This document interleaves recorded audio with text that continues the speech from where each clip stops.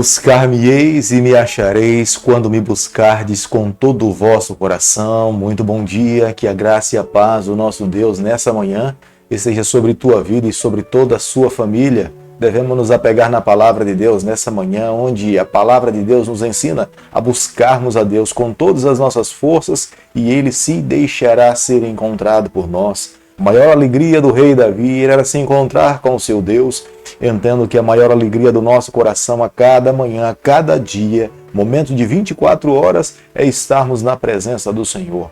É por isso que podemos nessa manhã começar clamando por Ele, a bênção dEle sobre a nossa vida, e teremos a certeza que Deus se manifestará, se revelará para cada um de nós nesse dia de 24 horas. Deixo com você também nessa manhã uma parte da Bíblia, do livro de Provérbios, capítulo 3, o verso 24, onde a Bíblia diz o seguinte: o que retém a vara aborrece a seu filho, mas o que ama, cedo o disciplina. Provérbios capítulo 13, o verso 24. É necessário ensinar a palavra de Deus com amor, com carinho, com atenção, mas é necessário em alguns momentos olhar nos olhos dos nossos filhos e dizermos para eles as verdades, para que eles entendam o caminho pelo qual deve ser seguido. Deus age conosco dessa forma, a Bíblia nos ensina que devemos assim, dessa maneira. Tenha certeza que são revelações divinas para que nós possamos ter a cada dia uma família mais sólida. A cada dia nesse canal nós estudamos um capítulo da palavra do Senhor e nessa manhã convido você a ter nas mãos a palavra de Deus no livro de Salmo, capítulo 89, o versículo 1. Cantarei para sempre as tuas misericórdias, ó Senhor. Os meus lábios proclamarão a todas as gerações a tua fidelidade. Amém.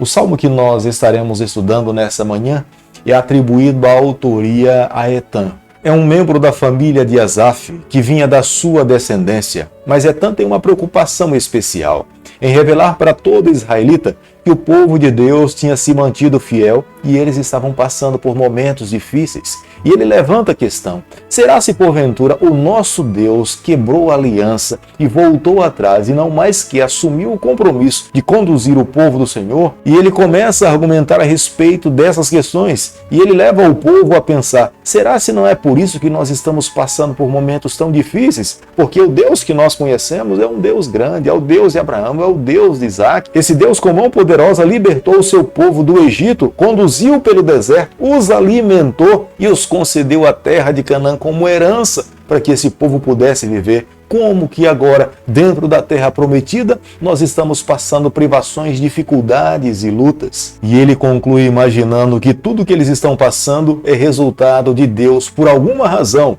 ter menosprezado a aliança que ele tinha assumido com os patriarcas do passado. O Salmo 89 está dividido em 4 partes. A primeira parte nós nos deparamos com o louvor, exaltação do nome de Deus. A segunda parte, Etan se volta para reclamar, para se queixar de Deus. É como se Deus estivesse quebrado a aliança com o seu povo. Mas a terceira parte, Etan clama pela graça de Deus, pela misericórdia, pelo perdão e pede a Deus mais uma vez que esteja ao lado do seu povo para que eles possam alcançar a vitória.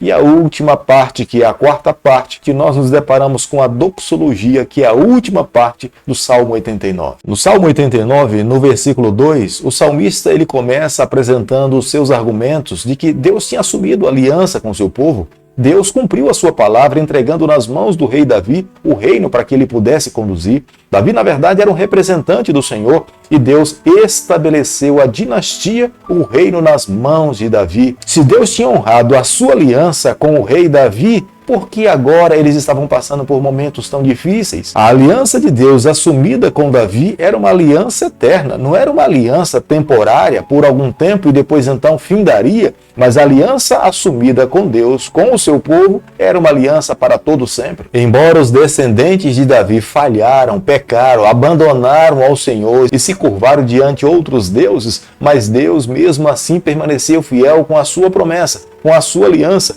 para que no futuro Jesus Cristo pudesse vir a essa terra, morrer morte de cruz para trazer salvação para todo pecador. O salmista Etan consegue reconhecer que o Deus que eles estavam servindo é um Deus extremamente grande, poderoso. É um Deus que tem o domínio das águas, dos ventos, da natureza. Toda a natureza lhe obedece. E ele reconhece que não existe limite para conter a grandeza desse Deus. Todos os povos, todas as nações devem render homenagem a esse Deus, porque ele é extremamente poderoso. O Deus de Israel jamais conheceu a derrota, portanto todos os povos devem se curvar diante dele. Mas há um clamor do salmista Etan a Deus, para que Deus se volte, se compadeça, haja com misericórdia para com o seu povo.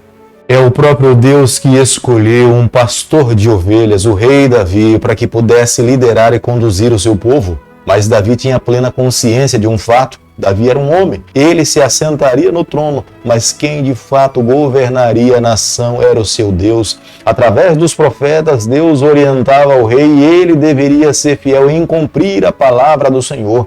Quando um rei menosprezasse em ouvir o que Deus estava dizendo, era o próprio Deus que tirava a sua proteção desse povo e permitia que esse povo vivesse à mercê das suas próprias escolhas. Davi é descrito pelo salmista Asaf como sendo um rei segundo o coração de Deus. Ele viveu uma vida íntima ao lado do Senhor. Ele entendia que Deus era o seu pai e ele era o seu filho. Deus tinha liberdade para puni-lo. Deus tinha liberdade para discipliná-lo. Mas Davi tinha plena consciência de um fato. Entre cair nas mãos dos homens, era muito melhor cair nas mãos de Deus. Porque o seu Deus é cheio de graça, é cheio de misericórdia, de perdão, de amor. Cair nas mãos de Deus é como cair nos braços de um pai amoroso. Mas nem todas as pessoas que descenderam de Davi encararam esse relacionamento com Deus como Davi encarou. Muitos dos seus filhos quebraram esse relacionamento com seu Deus, se curvaram diante outros deuses, foram punidos, pagaram alto preço. Muitos deles sofreram em decorrência de não seguir uma vida de fidelidade a Deus. Mas o salmista Etan entende que Davi se voltou para Deus, abriu seu coração e permitiu que Deus conduzisse a sua vida. É por isso que a Bíblia descreve Davi um homem segundo o coração de Deus. Se a linhagem de Davi tivesse se mantido fiel ao Senhor, a aliança de Deus, a promessa e a bênção de Deus estaria sobre o seu povo para todo sempre. Nenhum adversário conseguiria tocar nos filhos de Deus. Nenhuma nação estabelecida na terra de Canaã seria tão forte que Israel não pudesse vencer. Mas o povo de Deus falhou. O povo do Senhor menosprezou essa aliança com o seu Deus. Deixaram de servir a Deus com todo o seu coração e passaram a expressar para Deus uma adoração dividida. Deus não aceita um coração dividido. Ou nós pertencemos ao Senhor, ou nós não pertencemos ao Senhor.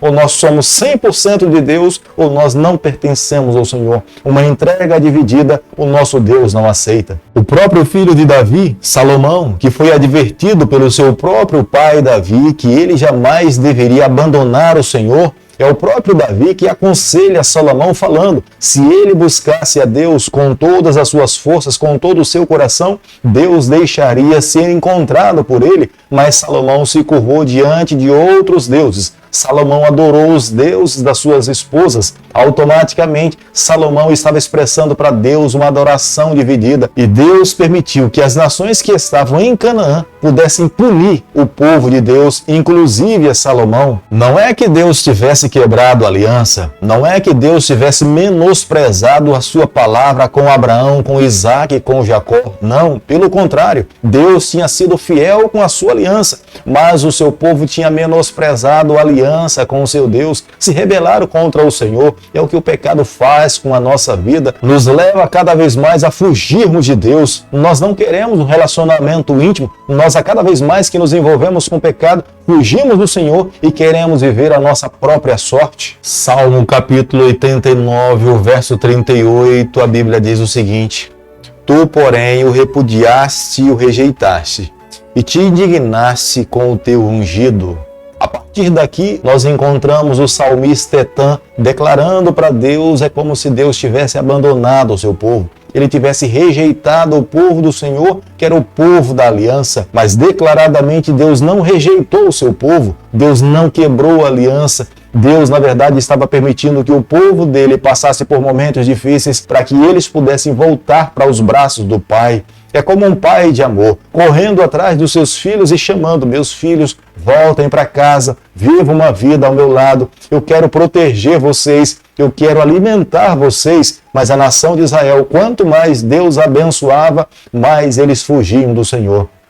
E a partir do versículo 39, o salmista Etan começa a descrever, a revelar o sofrimento que o povo de Deus estava passando, porque o povo do Senhor se rebelou contra Deus e viviam como se nada tivesse acontecido. A partir de então, o período de prosperidade do povo de Deus não mais aconteceu. A partir desse momento, as bênçãos que caíam sobre a nação de Israel não mais caíam. A partir desse momento, a nação de Israel se tornou vulnerável. Todos os outros povos eram mais fortes, eles atacavam, eles feriam, eles destruíam, começaram a derrotar e destruir o povo do Senhor, e eles cada vez mais lamentavam, clamavam e se perguntavam: onde está o nosso Deus? Deus estava no mesmo lugar, Deus queria salvar o seu povo, mas era esse povo rebelde que fugia do Senhor e não queria a proteção de Deus. Queriam oferecer para Deus uma adoração dividida, e Deus não aceita uma adoração, um coração dividido. No versículo 46, o salmista se volta para Deus e fala: até quando?